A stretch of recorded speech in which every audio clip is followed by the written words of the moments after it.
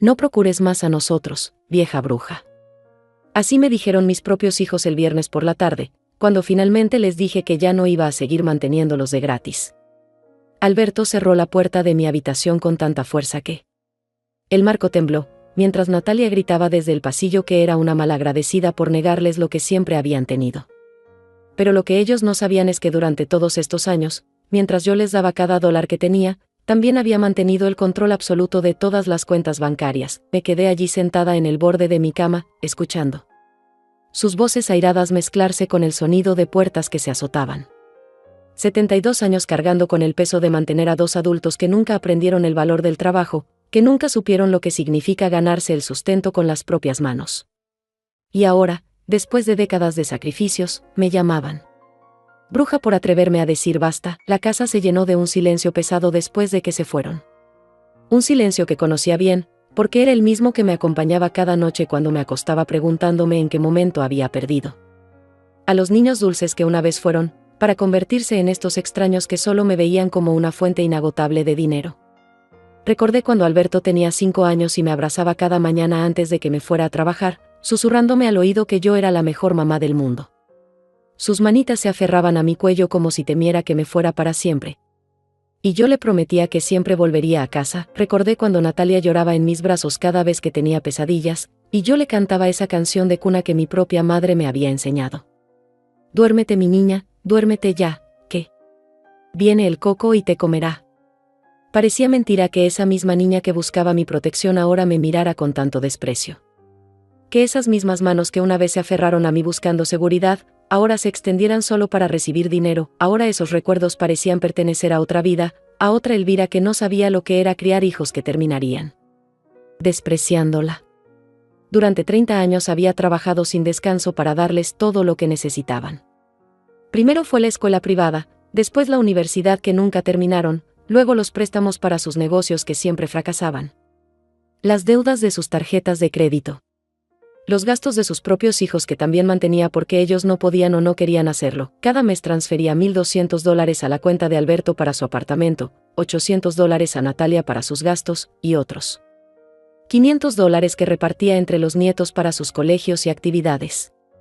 Era más de la mitad de mis ingresos mensuales, dinero que yo había ganado con 40 años de trabajo duro, levantándome a las 5 de la mañana para llegar puntual a la fábrica textil donde pasé la mayor parte de mi vida. Me levanté despacio y caminé hacia la ventana. La tarde estaba cayendo y las luces de la ciudad comenzaban a encenderse una por una. Desde aquí podía ver el edificio donde vivía Lourdes, mi única amiga verdadera, la única persona que me había dicho la verdad cuando yo no quería escucharla. Elvira, me había dicho hace apenas una semana, tus hijos te están matando. Poco a poco, y tú se los estás permitiendo. Mírate en el espejo. Mírate bien. Y tenía razón. Mis ropas eran las mismas de hace 5 años, remendadas y descoloridas, mientras ellos se compraban ropa de marca con mi dinero. Mi nevera estaba medio vacía porque prefería que a ellos no les faltara nada, mientras yo comía arroz con huevo 3 veces por semana. Mi carro llevaba 2 años sin mantenimiento porque cada dólar extra se iba a cubrir sus caprichos y emergencias que nunca eran verdaderas emergencias. Tenía razón. Durante años me había convencido de que esto era amor de madre, que sacrificarme era mi deber, que mantenerlos era mi responsabilidad. Pero amor no era lo que había en sus ojos cuando me miraban. Era cálculo, era conveniencia, era la certeza de que yo siempre estaría ahí para resolver sus problemas sin importar cuánto me costara. Era la seguridad de que por más que me humillaran, yo seguiría siendo su fuente de ingresos. El teléfono que tenía en la mesita de noche comenzó a sonar. Era Alberto. Durante un segundo dudé si contestar, pero algo en mi interior me dijo que era importante escuchar lo que tenía que decirme. Su voz sonaba diferente, más calmada, casi persuasiva. Mamá, perdóname por lo de hace rato. Estaba estresado por el trabajo. Ya sabes cómo es. La mentira se deslizó tan fácilmente de sus labios que por un momento sentí náuseas. Tu hermana y yo estuvimos hablando, continuó, y pensamos que tal vez podríamos llegar a un acuerdo.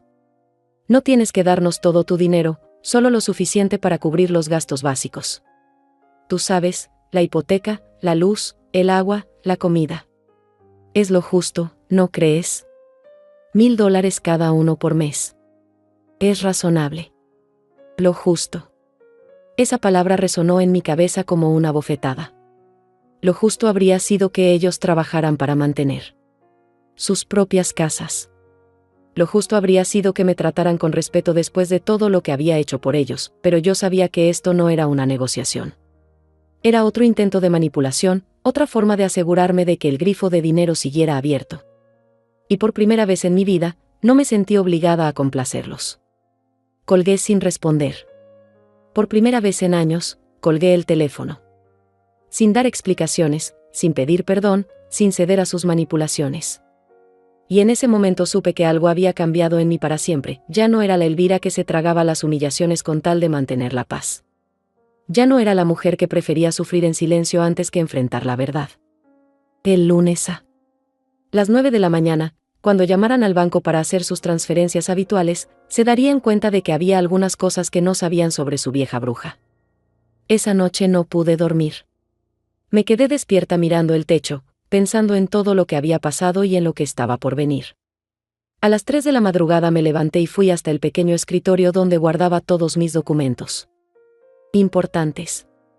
Ahí estaban las carpetas con los estados de cuenta, los contratos bancarios, las autorizaciones que había firmado años atrás cuando decidí ayudarlos económicamente. Lo que Alberto y Natalia nunca supieron es que cuando abrí esas cuentas para facilitarles el dinero cada mes, yo mantuve mi nombre como titular principal. Ellos tenían acceso para retirar, pero yo tenía el poder de cerrar todo con una simple llamada telefónica. Durante todos estos años, mientras ellos creían que tenían garantizado mi dinero, yo había conservado el control absoluto de cada dólar que entraba y salía. Saqué mi teléfono y marqué el número del banco. Sabía que tenían servicio las 24 horas para emergencias. La voz del representante sonó profesional y amable cuando le expliqué que necesitaba suspender todas las transferencias automáticas y bloquear el acceso de terceros a mis cuentas. ¿Está segura, señora Rivas? Este cambio será efectivo inmediatamente y no podrá reversarse hasta el próximo día hábil. Por supuesto que estaba segura. Mientras hacía los trámites telefónicos, recordé la primera vez que Alberto me pidió ayuda económica. Tenía 25 años y acababa de perder su trabajo en una empresa de seguros. Llegó a mi casa con los ojos llorosos, abrazándome como cuando era niño, pidiéndome que lo ayudara solo por unos meses hasta que encontrara algo mejor. Te prometo que te voy a devolver cada centavo, mamá. Eres lo más importante en mi vida. Eso fue hace 15 años. 15 años de promesas incumplidas, de trabajos que nunca duraban más de 6 meses, de proyectos que siempre terminaban en fracaso y que inevitablemente terminaban costándome más dinero. Pero yo seguía creyendo que algún día cambiaría. Que algún día volvería a ser el hijo responsable que yo había criado. Con Natalia había sido diferente pero igual de destructivo. Ella nunca pidió ayuda directamente. Simplemente comenzó a llegar a mi casa con facturas que no podía pagar, con historias sobre cómo su esposo la había abandonado y ella no tenía cómo mantener a sus hijos sola. Solo necesito que me prestes $500, mamá. El mes que viene te los devuelvo. Pero el mes que viene siempre traía una nueva emergencia, una nueva factura, una nueva excusa. Terminé la llamada con el banco y me serví un vaso de agua. Mis manos ya no temblaban. Por primera vez en años me sentía dueña de mis propias decisiones. Caminé hasta la sala y me senté en mi sillón favorito, ese que había comprado hace 20 años cuando todavía tenía dinero para comprarme cosas que me gustaran. Ahora todo mi dinero se iba en mantener las vidas cómodas de dos adultos que ni siquiera me dirigían la palabra a menos que necesitaran algo. Pensé en Lourdes y en la conversación que habíamos tenido la semana anterior. Estábamos tomando café en su cocina cuando me preguntó por qué parecía tan cansada, porque había perdido tanto peso en los últimos meses. Al principio traté de mentirle, de decirle que todo estaba bien, pero ella me conocía demasiado. Elvira, tú no eres la misma de hace un año.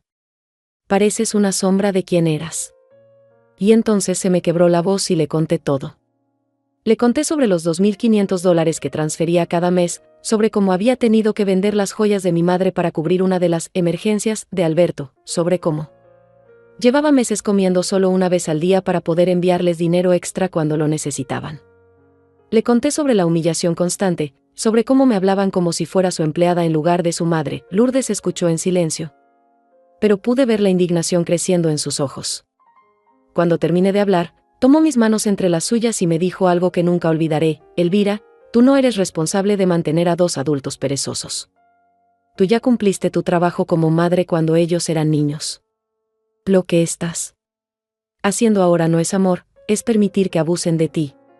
Sus palabras me dolieron porque sabía que tenía razón. Pero también me asustaron porque significaban que tendría que hacer algo al respecto, y yo llevaba tantos años evitando el conflicto que ya no recordaba cómo se sentía defender mis propios intereses. Ahora, sola en mi sala a las 4 de la madrugada, me di cuenta de que Lourdes no solo tenía razón sobre la situación, sino también sobre mí. Yo había permitido que esto llegara tan lejos porque tenía miedo. Miedo de quedarme sola, miedo de que mis hijos me odiaran, miedo de enfrentar la verdad sobre lo que nuestra relación realmente era, pero el miedo ya no era más fuerte que la dignidad que estaba recuperando. El miedo ya no era más fuerte que la rabia que había estado creciendo en mi pecho durante años, alimentada por cada humillación, por cada vez que me trataron como si mi único valor fuera el dinero que podía darles. Amaneció mientras yo seguía sentada en mi sillón, planificando lo que haría cuando llegara el lunes. No era venganza lo que sentía. Era algo mucho más poderoso que eso.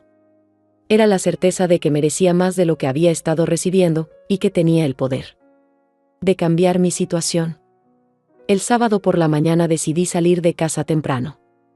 Necesitaba aire fresco y distancia para pensar con claridad. Me puse mi vestido azul, ese que no usaba desde hacía meses porque Alberto me había dicho que me hacía ver demasiado arreglada para mi edad, y caminé hasta el parque donde solía ir cuando mis hijos eran pequeños. El lugar estaba lleno de familias jóvenes, niños corriendo entre los árboles, abuelas empujando cochecitos mientras sonreían orgullosas. Observé a una mujer de mi edad sentada en una banca, leyendo un libro mientras su nieto jugaba cerca.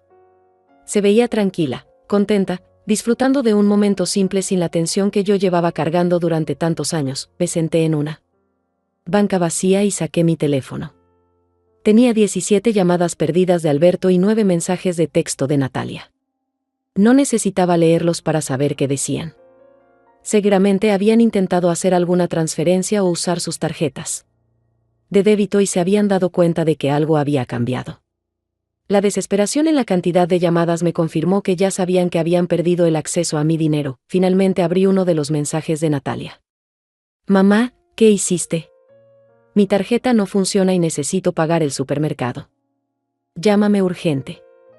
El siguiente era más agresivo: no puedes hacernos esto sin avisar. Tengo compromisos que pagar. Y el último era directamente amenazante: si no arreglas esto hoy mismo, vas a tener que buscar otro lugar donde vivir. Leí cada mensaje sin sentir la punzada de culpa que normalmente me habría invadido. En cambio, sentí algo parecido al alivio. Por fin habían mostrado su verdadero rostro sin disfraces. Ya no tenían que fingir cariño o respeto porque la fuente de dinero se había secado, y su reacción inmediata había sido la amenaza y la agresión. Una pareja de ancianos pasó caminando de la mano frente a mi banca. Se veían felices, cómplices, disfrutando de su paseo matutino. Me pregunté cuándo había sido la última vez que yo había sentido esa paz, esa sensación de estar en el lugar correcto con las personas correctas. Hacía tanto tiempo que había olvidado cómo se sentía no estar constantemente preocupada por el dinero, por las demandas, por las crisis fabricadas de mis hijos. Recordé mi matrimonio con Ernesto, el padre de Alberto y Natalia. Habíamos sido felices durante los primeros años, trabajando juntos para construir algo sólido para nuestra familia. Él murió cuando los niños tenían 12 y 14 años, y desde entonces yo me había convertido en madre y padre, en proveedor y protector. Tal vez ahí había comenzado todo.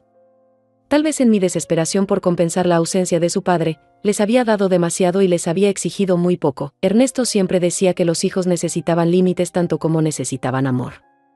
Si les das todo sin que se lo ganen, me decía, nunca van a aprender a valorar nada.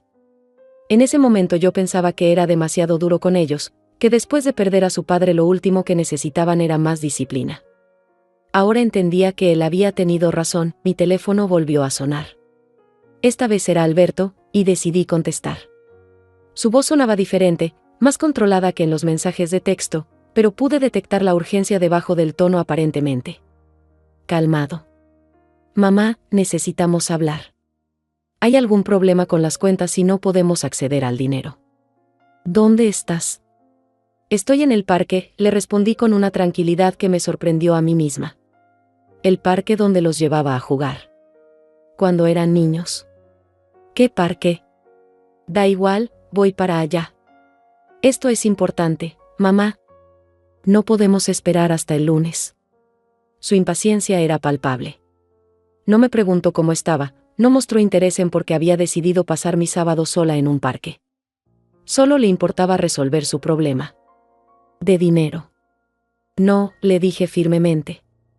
Si quieres hablar conmigo, puedes venir a la casa esta tarde. Pero no voy a discutir este tema en público.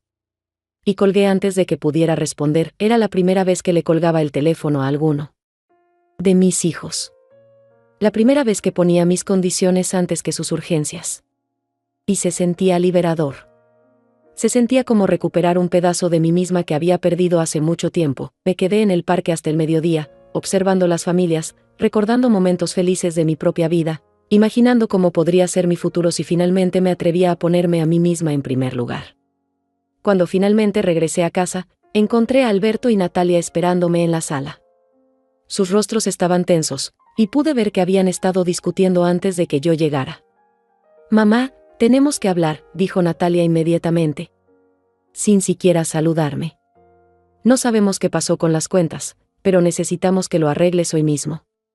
Yo tengo que pagar la renta mañana y Alberto tiene una cuota del carro que vence el lunes. Me senté en mi sillón favorito y los miré en silencio por un momento. Parecían dos extraños reclamándole a una empleada que no había cumplido con su trabajo. No había preocupación genuina por mí, no había curiosidad sobre por qué había tomado esta decisión. Solo había exigencias y urgencia por resolver su problema financiero. No hay nada que arreglar, les dije finalmente. Yo decidí cerrar su acceso a mis cuentas porque ya no voy a seguir manteniéndolos. El silencio que siguió fue tenso y cargado de incredulidad. Alberto fue el primero en reaccionar, con esa sonrisa condescendiente que conocía tan bien. Mamá, no puedes hacer eso sin consultarnos. Nosotros dependemos de ese dinero. Tenemos gastos, responsabilidades. No puedes dejarnos colgados así. ¿Consultarlos?, repetí, sintiendo como la rabia comenzaba a hervir en mi pecho. ¿Ustedes me consultaron cuando decidieron tratarme como su cajero automático personal? ¿Me consultaron cuando decidieron que mi único valor era el dinero que podía darles? Natalia se puso de pie, su rostro enrojecido por la indignación. Eres nuestra madre. ¿Es tu obligación ayudarnos? Nosotros no te pedimos nacer, y ahora que eres vieja y no sirves para nada más, lo mínimo que puedes hacer es apoyarnos. Económicamente. Sus palabras cayeron como latigazos, pero esta vez no me dolieron. Esta vez me confirmaron que había tomado la decisión correcta. Esta vez me dieron la fuerza que necesitaba para mantenerme firme en mi posición. Ahora entiendo perfectamente quién eres en realidad, Natalia, le respondí con una calma que me sorprendió. Y tú también, Alberto.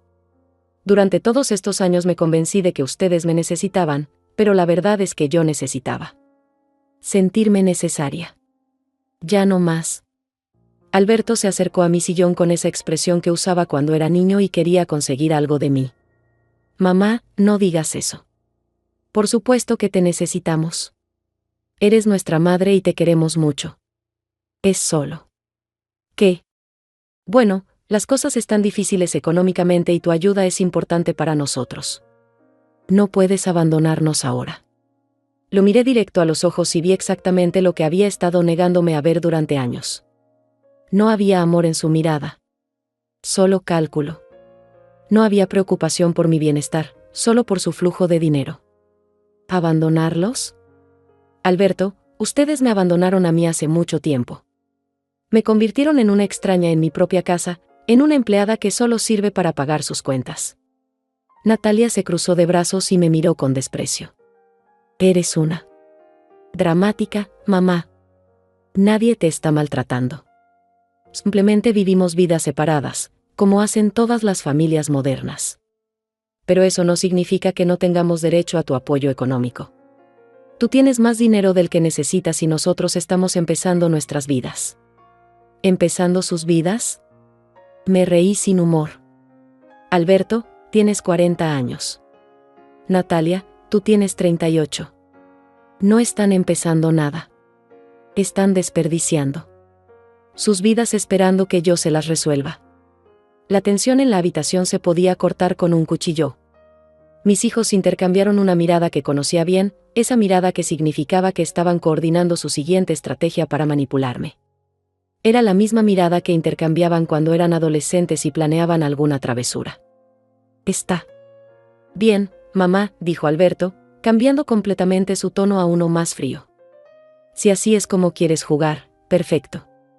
Pero recuerda que esta es nuestra casa también. Papá nos la dejó en herencia tanto a ti como a nosotros. Tal vez sea hora de que hablemos con un abogado sobre cómo dividir las propiedades. Sus palabras fueron como una puñalada, pero no por el dolor, sino por la claridad que me dieron. Ahí estaba la verdad desnuda.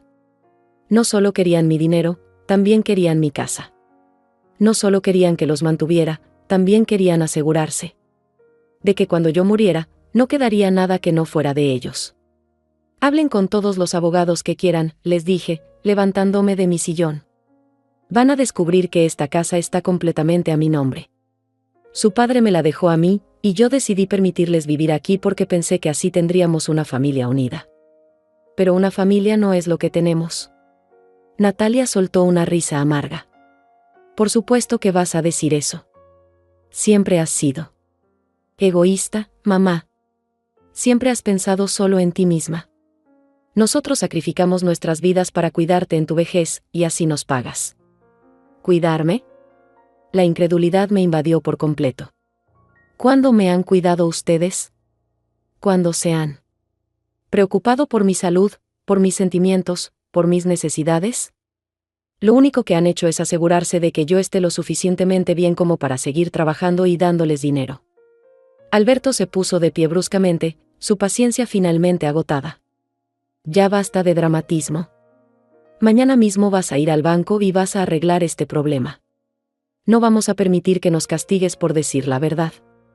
Si no nos devuelves el acceso a las cuentas, vas a lamentarlo. ¿Me estás amenazando, Alberto? Mi voz salió más fuerte de lo que esperaba. Tu hijo está amenazando a su propia madre porque no quiere seguir manteniéndolo. No es una amenaza, es un hecho, intervino Natalia. Nosotros sabemos muchas cosas sobre ti, mamá. Sabemos sobre los favores que le has hecho a los vecinos, sabemos sobre el dinero que has prestado sin reportarlo, sabemos sobre las pequeñas mentiras que has dicho para conseguir beneficios del gobierno. Una llamada a las autoridades correctas. Y podrías perder tu casa y tu pensión. El silencio que siguió fue absoluto. Mis propios hijos, la sangre de mi sangre, estaban chantajeándome. Estaban amenazando con destruir mi vida si no seguía siendo su fuente de ingresos. Era tan surreal que por un momento pensé que estaba en una pesadilla, pero no era una pesadilla. Era la realidad que había estado evitando enfrentar durante años. Mis hijos no eran las víctimas de las circunstancias que yo había creído. Eran depredadores que habían encontrado en mí la presa perfecta, una madre que confundía el amor con la complacencia, que confundía el sacrificio con la entrega total de su dignidad. Salgan de mi casa, les dije con una voz que no reconocí como mía. Ahora mismo. Alberto se rió. ¿En serio? ¿Nos vas a echar? Mamá, esta casa también es nuestra. No puedes echarnos. Esta casa es mía, repetí, caminando hacia el teléfono. Y voy a llamar a la policía si no salen inmediatamente. No. Te atreverías, dijo Natalia, pero pude ver la incertidumbre en sus ojos. Durante años habían contado con mi miedo al conflicto, con mi necesidad de mantener la paz a cualquier precio. Pero algo fundamental había cambiado en mí, y ellos lo estaban empezando a percibir. Tomé el teléfono y comencé a marcar. No. Era un farol. Estaba completamente decidida a seguir adelante con mi amenaza. Alberto y Natalia se miraron nuevamente, y por primera vez en años, vi miedo en sus rostros. Miedo de que su fuente de ingresos no solo se hubiera secado, sino que se hubiera convertido en su enemigo. Esto no se va a quedar así, murmuró Alberto mientras se dirigía hacia la puerta. No puedes tratarnos así después de todo lo que hemos hecho por ti. ¿Todo lo que han hecho por mí? Los miré mientras recogían sus cosas. Lo único que han hecho por mí es enseñarme que soy más fuerte de lo que pensaba. Natalia se detuvo en la puerta y me miró con una frialdad que me heló la sangre.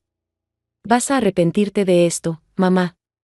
Vas a descubrir lo que es estar verdaderamente sola, y cuando eso pase, no vengas a buscarnos porque ya será demasiado tarde. La puerta se cerró detrás de ellos con un golpe que resonó por toda la casa. Me quedé de pie en medio de la sala, temblando no de miedo, sino de adrenalina. Había hecho algo que creía imposible. Les había dicho no a mis hijos. Les había puesto límites. Me había puesto a mí misma primero. La casa se sintió diferente inmediatamente. Más grande, más tranquila, más mía. Era como si un peso enorme hubiera sido levantado de mis hombros. Por primera vez en décadas, estaba completamente sola, pero no me sentía sola. Me sentía libre. Caminé hasta la cocina y me serví un vaso de agua. Mis manos ya no temblaban. Era extraño como el silencio de la casa no se sentía opresivo como otras veces, sino liberador. Era mi silencio, elegido por mí, no impuesto por la tensión constante de caminar en puntillas para no molestar a dos adultos que se comportaban como adolescentes malcriados. Me senté en la mesa de la cocina, esa misma mesa donde había dado de comer a Alberto y Natalia cuando eran pequeños, donde habíamos hecho tareas juntos, donde alguna vez habíamos sido una familia real. Ahora esos recuerdos parecían pertenecer a otra persona, a una Elvira más joven que creía que el amor incondicional significaba dar sin límites. Tomé mi teléfono y marqué el número de Lourdes. Necesitaba escuchar una voz amiga, alguien que me confirmara que no me había vuelto loca, que lo que acababa de hacer tenía sentido. Su voz sonó preocupada cuando contestó, como si hubiera estado esperando mi llamada. Elvira, ¿cómo estás? Te escuchas diferente. Lo hice, Lourdes, le dije, y mi voz sonó más firme de lo que había sonado en años. Les corté el dinero y los eché de la casa. El silencio del otro lado del teléfono duró unos segundos que se sintieron eternos. Luego escuché algo que no esperaba. Lourdes estaba llorando. Gracias a Dios, murmuró. Elvira, no sabes cuánto tiempo he estado esperando que dijeras esas palabras. No sabes cuántas noches me he quedado despierta preocupándome por ti, viendo cómo te consumías. Poco a poco. Sus lágrimas me hicieron llorar a mí también, pero no eran lágrimas de tristeza. Eran lágrimas de alivio, de liberación, de sentirme finalmente comprendida por alguien que me quería de verdad. Ven a mi casa, me dijo. Ahora mismo. Preparo café y me cuentas todo. Pero primero, dime, ¿estás bien? ¿Te lastimaron? No. Me tocaron, le respondí. Pero sus palabras, Lourdes, me amenazaron. Me chantajearon. Dijeron cosas que nunca pensé que escucharía de mis propios hijos. Por eso mismo necesitas venir acá. No debes estar sola ahorita. Tomé mi bolso y caminé las 3 cuadras hasta la casa de Lourdes.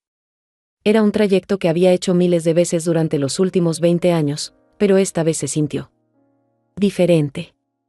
Caminé con la cabeza en alto, sin la sensación de peso en los hombros que había llevado durante tanto tiempo. Lourdes me esperaba en la puerta con los brazos abiertos. Cuando me abrazó, me di cuenta de cuánto tiempo había pasado. Desde la última vez que alguien me había abrazado sin querer algo a cambio. Su abrazo no tenía agenda oculta, no venía acompañado de peticiones de dinero o favores. Era simplemente cariño puro. Nos sentamos en su sala con sendas tazas de café, y le conté todo. Le conté sobre la llamada al banco, sobre la confrontación con mis hijos, sobre las amenazas y el chantaje. Ella escuchó sin interrumpir, asentía cuando yo hablaba sobre mis miedos y sonreía cuando yo describía los momentos en que me había mantenido firme. ¿Sabes qué es lo que más me impresiona de todo esto?, me dijo cuando terminé mi relato. No es que hayas encontrado el valor para enfrentarlos. Es que finalmente te escuchaste a ti misma. Durante años has estado ahogando tu propia voz para complacer a otros. Tenía razón. Durante décadas había vivido como si mis propios sentimientos, mis propias necesidades, mis propios deseos fueran menos importantes que los de cualquier otra persona. Había sido tan buena negando mis propias emociones que había olvidado cuáles eran. Pero ahora, ¿qué hago, Lourdes? No tengo idea de cómo se supone que viva mi vida para mí misma. Llevo tanto tiempo viviendo para otros que no recuerdo qué es lo que me hace feliz. Lourdes sonrió y tomó mis manos entre las suyas. Esa es la parte hermosa, Elvira. Ahora tienes tiempo para redescubrirte. Tienes dinero, tienes salud, tienes una casa propia. Tienes todo lo que necesitas para empezar de nuevo. ¿Y si me arrepiento? ¿Y si me siento sola? ¿Y si realmente necesitan mi ayuda y yo no estoy ahí? Entonces te permites sentir esa soledad y descubres que puedes sobrevivir a ella, me respondió con ternura. Y en cuanto a si realmente necesitan tu ayuda, Elvira, tus hijos son adultos sanos y capaces. Si realmente necesitarán ayuda, la buscarían de manera respetuosa, sin amenazas ni chantajes. Pasé el resto de la tarde en casa de Lourdes. Cocinamos. Juntas, vimos una película vieja que nos gustaba, hablamos sobre planes futuros que yo nunca me había permitido considerar. Por primera vez en años, pasé horas enteras sin pensar en dinero, sin preocuparme por las necesidades de otros, sin sentirme culpable por estar disfrutando. Cuando regresé a mi casa al anochecer, la encontré exactamente como la había dejado. No había señales de que Alberto y Natalia hubieran regresado. Mi teléfono tenía algunas llamadas perdidas, pero ningún mensaje nuevo. Era como si finalmente hubieran entendido que esta vez hablaba en serio. Me preparé una cena ligera y me senté a comer en mi mesa de cocina. Era extraño cenar sin prisa, sin estar pendiente de si sonaba el teléfono, sin esperar que llegara alguien pidiendo dinero urgente para alguna crisis fabricada. Era extraño, pero hermoso. Después de cenar, caminé por mi casa como si la estuviera viendo por primera vez. Realmente la miré, no solo la transité. Me di cuenta de que había muchas cosas que había querido cambiar durante años pero nunca. Lo había hecho porque todo mi dinero se iba a mantener a mis hijos. El sofá de la sala estaba viejo y hundido. Las cortinas del comedor estaban descoloridas. La pintura del baño se estaba descascarando. Por primera vez en años, podía pensar en gastar dinero en mí misma sin sentirme culpable. Podía imaginarme comprando muebles nuevos, renovando mi habitación, tal vez incluso tomando esas clases de baile que siempre había querido tomar pero que nunca había podido pagar porque Alberto necesitaba dinero para su carro. Natalia tenía una emergencia médica inventada. Me senté en mi sillón favorito y saqué una libreta que tenía guardada en el cajón de la mesa de centro. Hacía años que no escribía nada para mí misma, pero esa noche sentí la necesidad de plasmar mis pensamientos en papel. Día 1 de mi nueva vida, escribí en la primera página. Hoy aprendí que puedo decir no.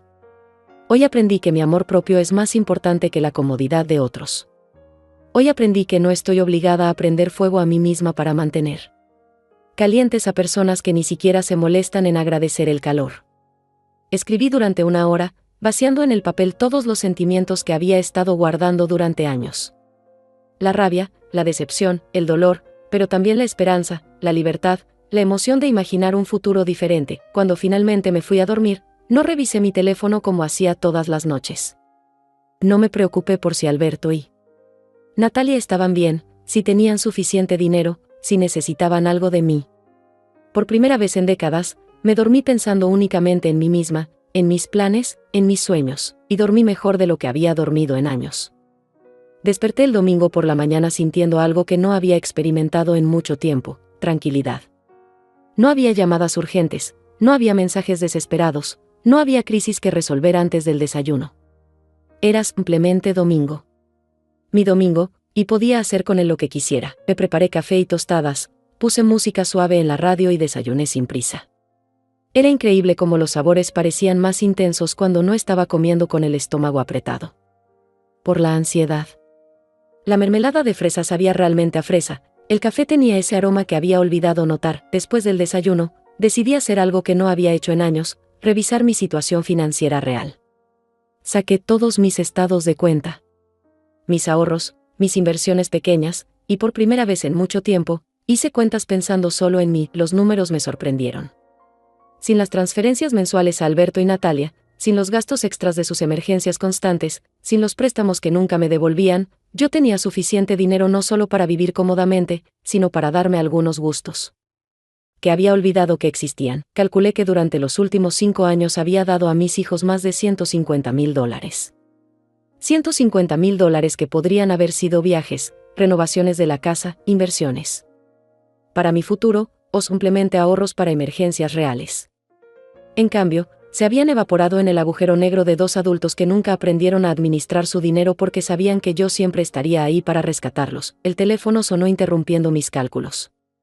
Era un número que no reconocí, pero decidí contestar. ¿Señora Elvira Rivas? La voz era femenina, joven, profesional. Sí, soy yo. Mi nombre es Regina Márquez, soy abogada. Me contactó su hijo Alberto para consultarme sobre una situación familiar. Me gustaría saber si podríamos reunirnos para hablar sobre la herencia de su difunto esposo y los derechos de sus hijos sobre la propiedad familiar. Mi sangre se heló. No habían perdido tiempo. Menos de 24 horas después de nuestra confrontación, ya estaban moviendo piezas legales para tratar de quitarme mi casa. La casa que Ernesto me había dejado específicamente a mí, sabiendo que yo sería quien la cuidaría y la mantendría. Señorita Márquez, le respondí con una calma que no sabía que poseía, mi casa está completamente a mi nombre, como heredera universal de mi esposo. Si mis hijos quieren impugnar eso, están en su derecho, pero van a perder tiempo y dinero. Señora Rivas, entiendo su posición, pero hay ciertas cuestiones que podrían complicar las cosas. Por ejemplo, el hecho de que sus hijos han estado viviendo en la propiedad y contribuyendo a su mantenimiento podría establecer ciertos derechos. ¿Contribuyendo? Me reí sin humor. Señorita, mis hijos no han contribuido con un solo dólar al mantenimiento de esta casa en los últimos 15 años.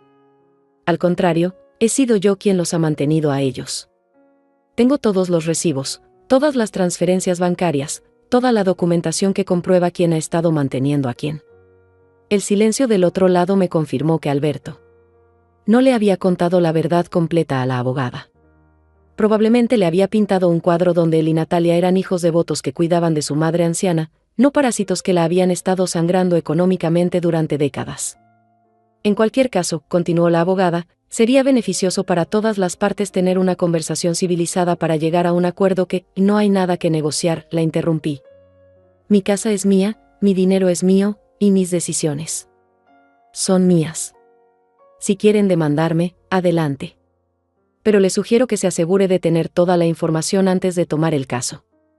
Colgué sintiendo una mezcla de rabia e incredulidad. ¿Realmente pensaban que podían intimidarme con abogados? ¿Creían que yo era tan ingenua que no sabía cuáles eran mis derechos? Durante años habían subestimado mi inteligencia, confundiendo mi generosidad con estupidez. Inmediatamente llamé a mi propio abogado, el licenciado Damián Solís, quien había manejado los papeles cuando Ernesto murió y conocía perfectamente mi situación legal. Le expliqué lo que estaba pasando y él confirmó lo que yo ya sabía: mis hijos no tenían ningún derecho legal sobre mi casa ni sobre mis bienes. Elvira, me dijo Damián, entiendo que esto debe ser muy doloroso para ti, pero legalmente estás completamente protegida. La casa está a tu nombre, tus cuentas bancarias están a tu nombre, y como mayor de edad competente, tienes todo el derecho de administrar tu dinero como consideres conveniente. ¿Y si siguen presionando? ¿Si realmente contratan abogados? Entonces van a perder dinero. Mucho dinero. Y al final van a terminar exactamente donde están ahora, sin acceso a tus recursos y probablemente con una orden de restricción si siguen acosándote. Sus palabras me tranquilizaron, pero también me entristecieron profundamente. ¿En qué momento había llegado a necesitar protección legal contra mis propios hijos? Cuando se había vuelto necesario que un abogado me explicara ¿qué tenía derecho a no ser extorsionada por las personas que había criado? Después de colgar con Damián, decidí hacer algo que no había hecho en años: salir sola a divertirme. Me puse mi vestido más bonito, tomé mi bolso, y caminé hasta el centro comercial. No tenía nada específico que comprar, solo quería experimentar la sensación de gastar dinero en mí misma sin culpa. Entré a una tienda de ropa que siempre había admirado desde afuera pero a la que nunca había entrado porque consideraba que era muy cara. La dependienta me recibió con una sonrisa genuina y me ayudó a elegir un conjunto que me hacía sentir elegante y joven. Cuando vi el precio, mi primer instinto fue decir que era demasiado caro, pero luego recordé que tenía el dinero y que ya no tenía que guardarlo para las emergencias fabricadas de mis hijos. Me lo llevo, le dije a la dependienta, y las palabras se sintieron liberadoras. Después fui a una librería y compré 3 libros que había querido leer durante años. Luego a una tienda de artículos para el hogar, donde elegí cojines nuevos para mi sala y un juego de toallas suaves para mi baño. Cada compra se sentía como una pequeña declaración de independencia. De regreso a casa, cargada de bolsas, me sentí como una mujer nueva. No solo por las cosas que había comprado, sino por la sensación de poder hacerlo. Por primera vez en décadas, mi dinero era realmente mío para gastarlo como quisiera. Esa tarde, mientras ponía los cojines nuevos en mi sala y guardaba mis libros nuevos en la mesita de noche, mi teléfono volvió a sonar. Esta vez era Natalia, y su voz sonaba diferente. No agresiva como el día anterior, sino dulce, manipuladora, como cuando era niña y quería conseguir algo de mí. Mamá, creo que ayer todos dijimos cosas de las que nos arrepentimos. Estábamos estresados. ¿Tú estabas estresada? Ya sabes cómo somos cuando estamos así. Pero somos familia, y las familias se perdonan, ¿verdad? Escuché su actuación sin interrumpir, maravillándome de lo transparente que sonaba ahora que no estaba nublada por la culpa y la costumbre de ceder a sus manipulaciones. Alberto y yo estuvimos hablando, continuó, y entendemos que tal vez hemos sido un poco exigentes. Podríamos llegar a un acuerdo. Tal vez solo necesitamos $500 cada uno por mes, solo para los gastos básicos. Y por supuesto, podemos ayudar más en la casa, visitarte más seguido. No, Natalia, le dije simplemente. No. Pero mamá, ni siquiera escuchaste mi propuesta completa. No necesito escucharla. La respuesta es no. No voy a darles más dinero, no voy a negociar cuánto dinero, no voy a permitir que regresen a vivir a mi casa. Se acabó. El silencio que siguió fue largo y tenso. Luego Natalia cambió su tono completamente. Está bien, mamá. Si así quieres jugar, perfecto. Pero recuerda que nosotros también sabemos jugar. Y tenemos cartas que tú no sabes que tenemos. Está bien, mamá. Si así quieres jugar, perfecto. Pero recuerda que nosotros también sabemos jugar. Y tenemos cartas que tú no sabes que tenemos. Sus palabras fueron como un eco de las amenazas del día anterior. Colgué sin responder. Ya no tenía paciencia para sus juegos psicológicos ni para descifrar cuáles eran esas misteriosas cartas que creían tener. Durante años había vivido con miedo a sus reacciones, modificando mi comportamiento para evitar sus explosiones de ira. Pero ese miedo se había evaporado junto con mi disposición a financiar sus vidas. El lunes por la mañana me desperté con una sensación de anticipación. Sabía que a las 9 en punto, cuando los bancos abrieran, Alberto y Natalia descubrirían que realmente había hablado en serio. Sus cuentas estarían bloqueadas, sus transferencias automáticas canceladas, su acceso a mi dinero completamente cortado. Me vestí con cuidado, eligiendo uno de mis conjuntos más elegantes.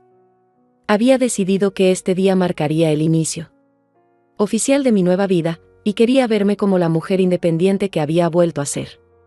Desayuné tranquila, leyendo el periódico por primera vez en meses sin la ansiedad constante que había caracterizado mis mañanas durante años. A las 9:05, mi teléfono comenzó a sonar.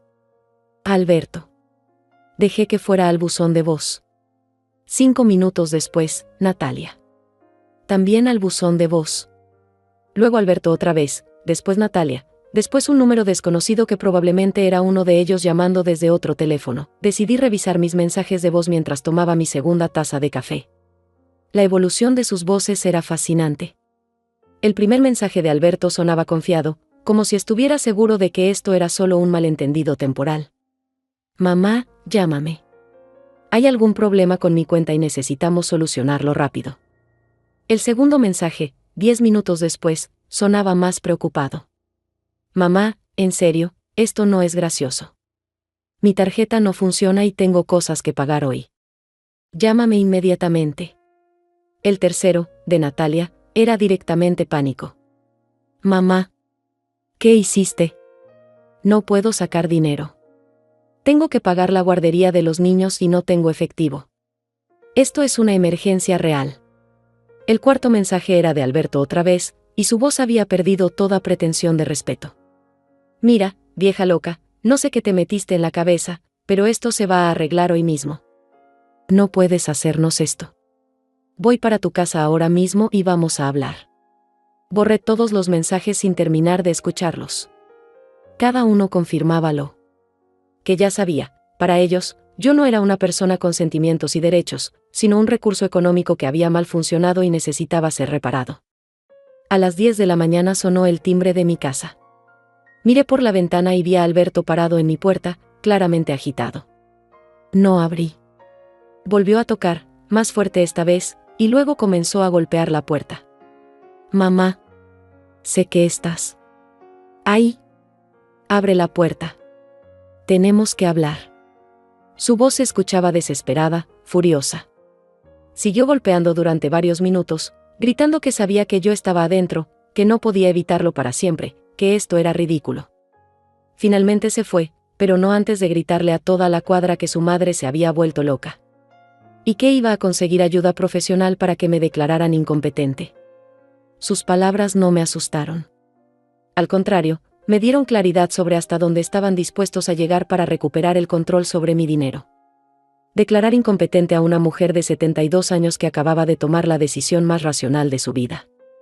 Era casi cómico. Esa tarde decidí visitar a Lourdes nuevamente.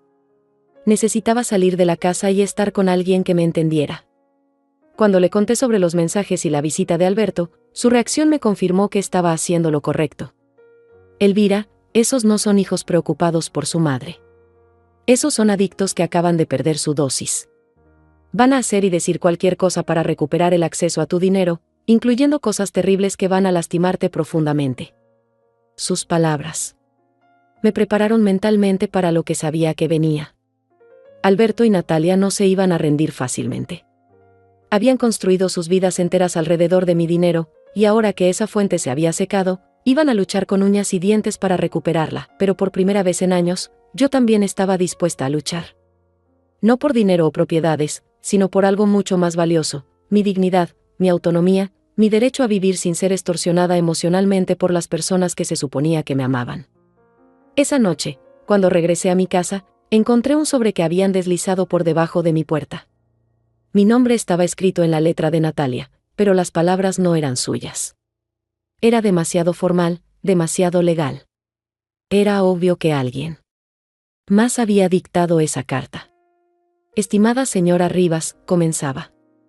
Nos vemos obligados a informarle que hemos iniciado un proceso legal para evaluar su capacidad mental y determinar si requiere un tutor que administre sus bienes. Recientes decisiones irracionales de su parte nos han llevado a cuestionar su habilidad para manejar sus asuntos financieros de manera responsable. Leí cada palabra con una mezcla de incredulidad y rabia fría. Mis propios hijos estaban tratando de declararme incompetente porque había decidido dejar de financiar sus vidas de holgazanes. La ironía era tan grande que casi me hizo reír. Las dos personas más irresponsables financieramente que conocía querían que un juez declarara que yo no sabía manejar dinero. La carta continuaba con amenazas veladas sobre revelaciones embarazosas sobre mi pasado, sobre testimonios de vecinos que podrían cuestionar mi estabilidad mental, sobre evidencia de comportamiento errático. Era una obra maestra de manipulación legal, diseñada para asustarme y hacerme ceder antes de que las cosas llegaran realmente a juicio, pero no me asusté.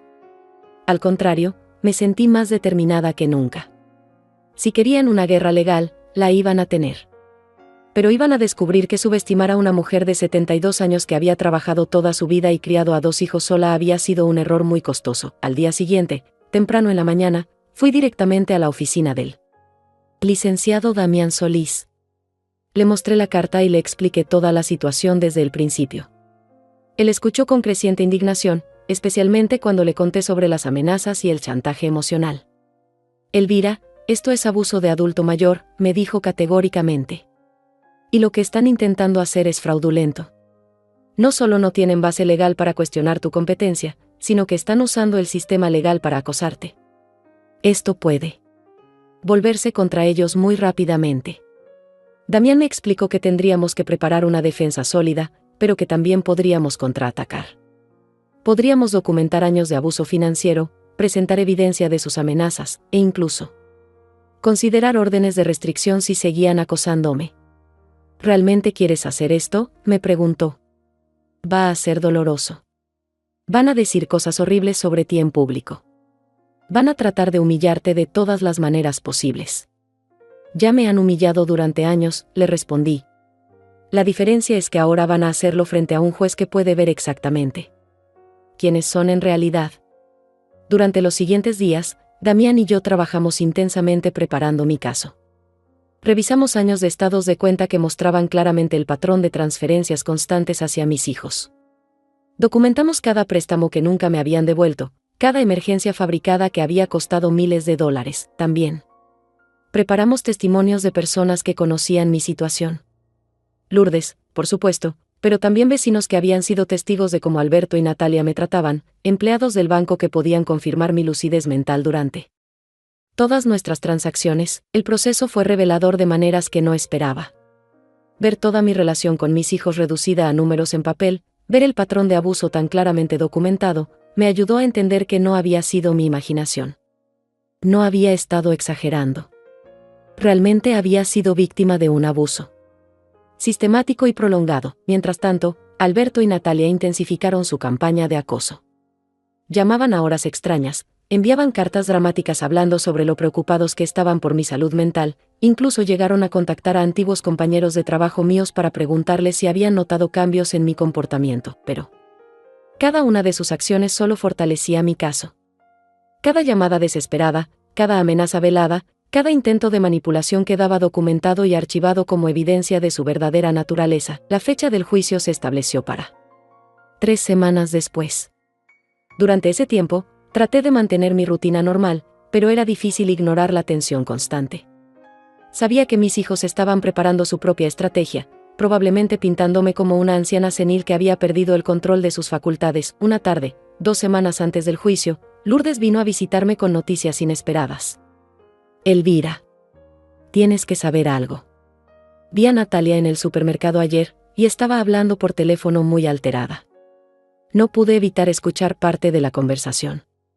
¿Qué decía? Estaba gritándole a alguien sobre dinero, sobre facturas que no podía pagar, sobre que su abogado le estaba cobrando más de lo que esperaba. Mencionó algo sobre tener que vender el carro porque no tenía cómo hacer el pago de este mes. La información me dio una perspectiva diferente sobre su desesperación. No solo habían perdido mi dinero, habían construido sus vidas financieras alrededor de él. Sin mis transferencias mensuales, estaban enfrentando la realidad de sus propias deudas y su incapacidad para mantenerse solos. Esa noche, por primera vez desde que todo comenzó, me permití sentir algo de tristeza por ellos. No por su situación financiera, sino por las personas en las que se habían convertido. En algún momento, los niños dulces que había criado se habían transformado en estos adultos amargados que veían a su propia madre como un obstáculo entre ellos y el dinero que creían merecer, pero mi tristeza no cambió mi determinación. Si algo, me confirmó que había tomado la decisión correcta. Seguir financiando sus vidas no los había ayudado a crecer o madurar, los había convertido en parásitos que nunca habían aprendido a valerse por sí mismos. El día del juicio llegó finalmente. Me levanté temprano, me vestí con mi mejor traje negro y me miré al espejo. La mujer que me devolvía la mirada era diferente a la que había sido hace apenas 2 meses. Sus ojos eran más duros, más decididos. Su postura era más firme. Era una mujer que había aprendido a defenderse. Damián me recogió en su carro y durante el trayecto al juzgado me explicó una vez más cómo sería el proceso. Alberto y Natalia tendrían que demostrar que yo era mentalmente incompetente, mientras que nosotros demostraremos exactamente lo contrario. Tendrían que explicar por qué una decisión financiera perfectamente racional como dejar de mantener a 2 adultos sanos constituía evidencia de demencia. Cuando llegamos al juzgado, ya estaban allí. Alberto llevaba un traje que no había visto antes, probablemente comprado para la ocasión. Natalia vestía de negro, como si fuera a un funeral. Tal vez en cierto sentido lo era, el funeral de su fuente de ingresos garantizada. Me miraron cuando entré, pero no se acercaron. Sus expresiones eran una mezcla de determinación y algo que podría haber sido vergüenza. Por un momento me pregunté si alguna parte de ellos se daba cuenta de lo bajo que habían caído, llevando a su propia madre a juicio por el crimen de dejar de financiar sus vidas. El juez era un hombre mayor, probablemente de mi edad, con una expresión seria pero no hostil. Escuchó la apertura del abogado de mis hijos con creciente escepticismo. Su argumento era débil y se basaba principalmente en caracterizar mi decisión como un cambio súbito e inexplicable de comportamiento en una mujer de edad avanzada. Cuando fue el turno de Damián, presentó nuestro caso de manera metódica y devastadora. Mostró los registros bancarios que documentaban años de transferencias. Leyó algunas de las amenazas que había recibido por teléfono y que habíamos Grabado legalmente. Presentó testimonios de vecinos y empleados bancarios que confirmaban mi lucidez mental completa, pero el momento decisivo llegó cuando el abogado de Alberto y Natalia me llamó a declarar. Estaba nervioso, sudando, claramente incómodo con tener que interrogar a una anciana frente a un juez que ya parecía poco impresionado con su caso. Señora Rivas, comenzó, ¿no le parece cruel abandonar a sus hijos en un momento de necesidad económica? Señor, le respondí con calma, yo no abandoné a mis hijos. Mis hijos me abandonaron a mí hace años. Lo único que hice fue dejar de financiar ese abandono. Pero usted tiene medios económicos suficientes. ¿No siente obligación moral de ayudar a su familia? Tengo obligación moral de no permitir que abusen de mí. Mis hijos son adultos sanos de 40 y 38 años. Si necesitan ayuda económica, pueden trabajar como hice yo durante toda mi vida. El abogado trató de hacerme ver confundida o contradictoria, pero cada pregunta me daba la oportunidad de demostrar no solo mi lucidez, sino la racionalidad de mis decisiones. Cuando me preguntó sobre mi capacidad para manejar mis finanzas, pude recitar de memoria mis ingresos, mis gastos, mis ahorros y mis inversiones. Cuando me preguntó sobre mi relación con mis hijos, pude describir con detalle específico años de abuso emocional y financiero. No hablé con amargura, sino con la precisión de alguien que había analizado cuidadosamente su situación y había tomado una decisión informada. El momento más impactante llegó cuando Damián reprodujo una grabación de una de las llamadas amenazantes de Alberto. Su voz llenó la sala del tribunal, agresiva y despectiva, refiriéndose a mí como vieja loca y amenazando con hacerme pagar por esto. Vi cómo Alberto se hundía en su silla mientras su propia voz lo traicionaba. El juez lo miró con una expresión que claramente no era de simpatía. Era la mirada de un hombre que había visto muchos casos de abuso y reconocía uno cuando lo tenía frente a él. La declaración de Natalia fue igualmente desastrosa para su causa. Cuando el juez le preguntó directamente cuánto dinero había recibido de mí durante los últimos 5 años, ella trató de minimizar las cifras. Damián inmediatamente presentó los registros bancarios que mostraban la verdad, más de $60,000 solo de ella. ¿Y cuánto de este dinero le ha devuelto a su madre?, preguntó el juez. Bueno, las circunstancias, ¿es complicado? Natalia tartamudeó, incapaz de admitir que la respuesta era 0. El juez no necesitó deliberar mucho. Su decisión fue clara y contundente. Yo era completamente competente mentalmente, mis decisiones financieras eran racionales y apropiadas, y el caso presentado por mis hijos era claramente frívolo y posiblemente abusivo, pero fue más allá. Ordenó que Alberto y Natalia pagaran los costos legales del juicio y emitió una orden de restricción temporal que les prohibía contactarme durante 6 meses a menos que fuera a través de mi abogado. Cuando salí del juzgado, me sentí como si hubiera corrido una maratón. Estaba exhausta pero victoriosa. No solo había defendido mi derecho a controlar mi propio dinero, sino que había expuesto públicamente la verdad sobre mis hijos. Damián me llevó a almorzar para celebrar. Elvira, me dijo, en 30 años de práctica legal, pocas veces he visto a alguien manejar una situación tan difícil con tanta dignidad y fortaleza. Esa noche, sola en mi casa, me serví una copa de vino y me senté en mi sala renovada. Los cojines nuevos, las cortinas que había cambiado, los libros que había comprado, todo me recordaba que esta era mi vida ahora, mi espacio, mi decisión. No. Era el final que había imaginado para mi relación con mis hijos, pero era el final que merecía. Había recuperado no solo mi dinero, sino mi dignidad, mi autonomía, mi derecho a ser tratada con respeto. Por primera vez en décadas, mi futuro me pertenecía completamente.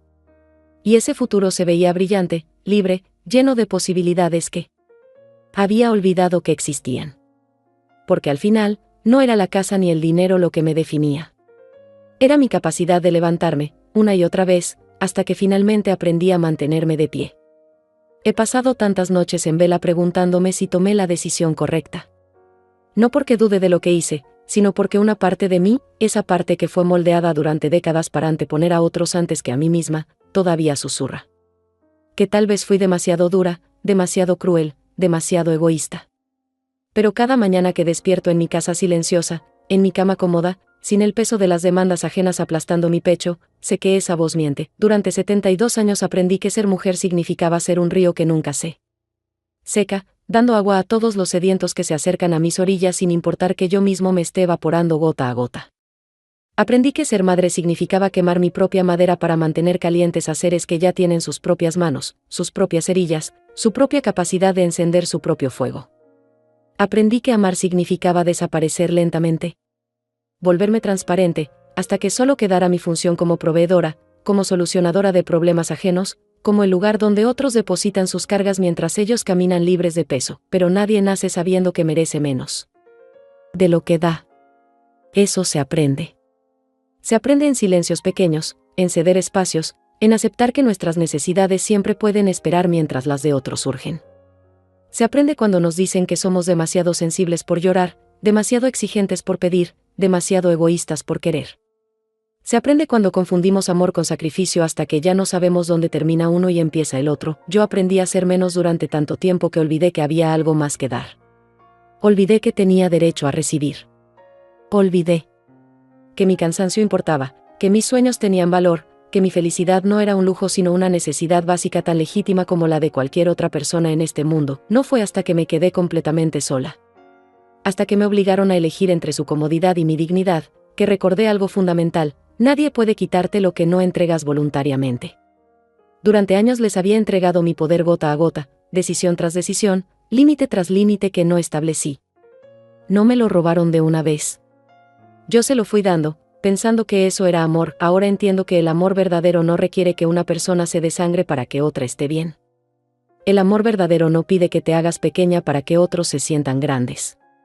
El amor verdadero no te dice que tu valor se mide por lo que puedes dar y nunca por lo que mereces recibir. He aprendido que hay una diferencia enorme entre ser generosa y ser un recurso explotable.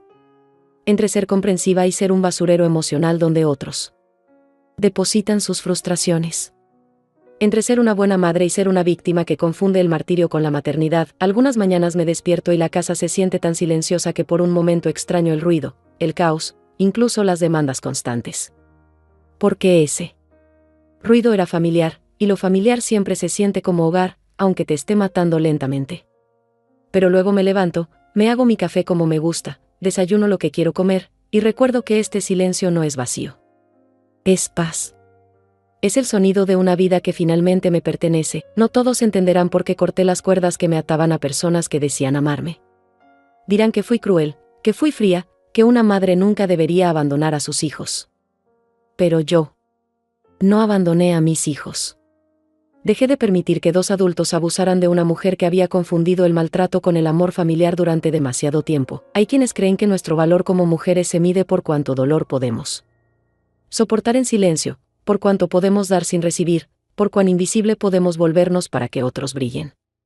Pero he descubierto que nuestro verdadero valor se mide por nuestra capacidad de decir basta cuando es necesario, de exigir respeto cuando nos tratan mal, de elegir nuestra propia felicidad cuando el mundo nos dice que no tenemos derecho a ella. Dicen que es demasiado tarde para empezar de nuevo a los 70 años. Que las mujeres de mi edad deberían conformarse con lo que tienen, agradecer las migajas, aceptar que sus mejores días ya pasaron. Pero yo he descubierto que nunca es demasiado tarde para recordar quién eres debajo de todo lo que otros han puesto sobre ti. Nunca es demasiado tarde para quitarte los disfraces que has usado para complacer a otros y caminar desnuda en tu propia verdad. Mi nueva vida no es perfecta. Hay días de soledad, días de duda, días en que el teléfono no suena. Y me pregunto si hice lo correcto. Pero incluso en esos días, cuando me miro al espejo, veo algo que no había visto en años. Veo a una mujer que se respeta a sí misma lo suficiente como para no permitir que la maltraten, y esa mujer vale todos los silencios, todas las pérdidas, todos los juicios de quienes no entienden que a veces el acto más amoroso es negarse a seguir siendo víctima del desamor de otros. A veces me preguntan si extraño a mis hijos. La respuesta es compleja, porque no extraño a las personas en las que se convirtieron, pero sí lloro por los niños que fueron. Extraño al Alberto de 5 años que me abrazaba como si fuera su héroe. Extraño a la Natalia de 8 años, que me contaba todos sus secretos. Pero esos niños se fueron hace mucho tiempo, reemplazados por adultos que aprendieron a ver a su madre como un cajero automático emocional. No fue fácil aceptar que las personas que más amé en este mundo se habían convertido en las que más daño me hacían. No fue fácil entender que mi amor incondicional había sido interpretado por ellos como una invitación al abuso. No fue fácil darme cuenta de que durante años había estado criando a 2 depredadores emocionales en lugar de estar construyendo una familia, pero lo más difícil de todo fue aceptar mi propia responsabilidad en esa dinámica. Porque yo permití que sucediera. Yo establecí las reglas del juego donde mi bienestar valía menos que su comodidad. Yo les enseñé que podían tratarme mal sin consecuencias. Yo normalicé el abuso llamándolo amor de madre, ahora vivo de manera diferente. Compro flores para mi casa simplemente porque me gustan. Leo libros que me interesan sin sentirme culpable por el tiempo que me tomo para mí. Voy al médico cuando lo necesito sin preocuparme por el costo porque ya no estoy financiando las vidas de 2 adultos irresponsables. Tengo conversaciones reales con amigas en lugar de llamadas desesperadas resolviendo crisis ajenas. He redescubierto quién soy cuando no estoy definida por lo que otros necesitan de mí. He redescubierto que tengo opiniones propias, gustos propios, sueños propios que no tienen nada que ver con ser útil para otros. He redescubierto que puedo ser feliz sin que esa felicidad dependa de hacer felices a personas que no me lo agradecen. La libertad tiene un sabor extraño al principio. Después de décadas de vivir con restricciones autoimpuestas, de medir cada gasto según las necesidades ajenas, de posponer cada deseo personal por las urgencias de otros, la libertad se siente casi culposa. Pero es una culpa que se desvanece. Cada día, reemplazada por algo que había olvidado que existía, la satisfacción profunda de vivir según mis propios términos. No he buscado venganza contra mis hijos. No he tratado de destruir sus vidas como ellos trataron de destruir la mía. Simplemente me alejé, cerré la puerta, y construí algo nuevo con los pedazos que quedaron de mí después de años de explotación emocional. Y eso, descubrí, es más poderoso que cualquier venganza. Es la victoria silenciosa de una mujer que finalmente aprendió a valorarse. Hay mujeres por todas partes viviendo vidas similares a la que yo vivía. Mujeres que se han convencido de que su valor depende de cuánto pueden dar, cuánto pueden soportar, cuán invisible pueden volverse para que otros brillen. Mujeres que confunden el amor con el autosacrificio, que creen que poner límites es egoísmo, que piensan que decir no es fallar como madres, como esposas, como hijas, pero he aprendido que no hay nada noble en permitir que abusen de ti. No hay nada amoroso en enseñarle a otros que pueden maltratarte sin consecuencias. No hay nada maternal en criar adultos que nunca aprendieron a valerse por sí mismos porque siempre tuvieron a alguien que resolvía sus problemas. El día que decidí recuperar mi vida no fue el día que me volví cruel. Fue el día que finalmente me volví amable conmigo misma. Fue el día que dejé de traicionarme para complacer a otros. Fue el día que elegí mi propia felicidad en lugar de la comodidad ajena, porque al final, no es cuánto damos lo que nos define. Es cuánto nos valoramos. No es cuánto soportamos lo que demuestra nuestra fortaleza. Es cuando decidimos que ya hemos soportado suficiente. Y no es cuánto amor damos lo que nos hace buenas personas. Es cuánto amor nos damos a nosotras mismas lo que nos enseña cómo amar de verdad.